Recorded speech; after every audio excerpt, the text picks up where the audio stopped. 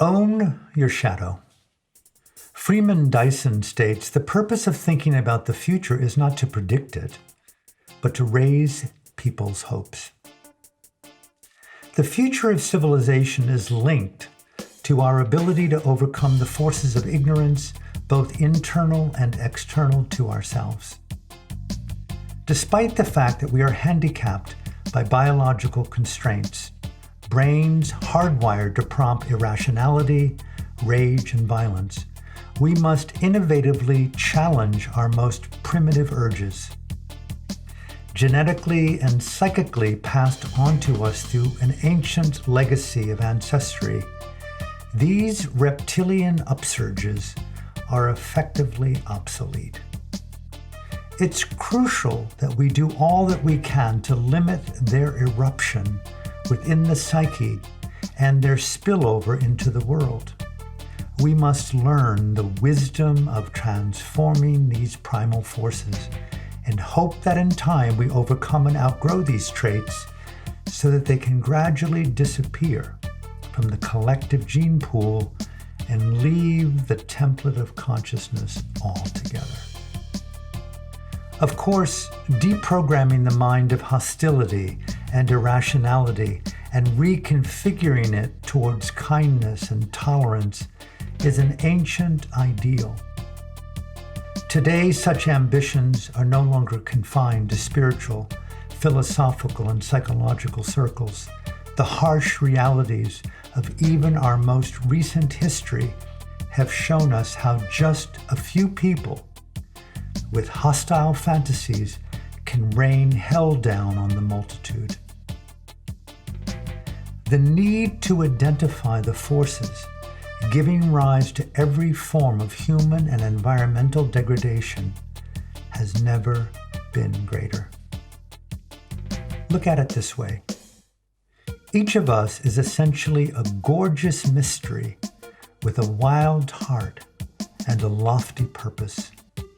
But within each of us, without exception, the psyche harbors a segment of the world's psychosis, an inner theater of repressed symbols injected with primordial hatreds, inveterating wounds and undiscovered powers.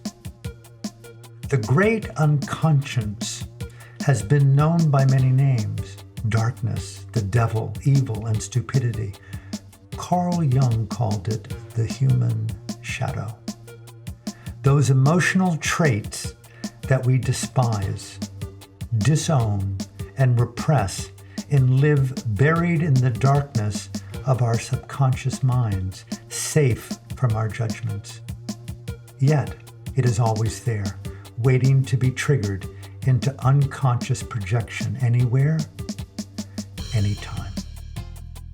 In offering his finest advice on what each of us can do to change the world, Jung stated, "The best political, social, and spiritual work we can do is to withdraw the projection of our shadow onto others."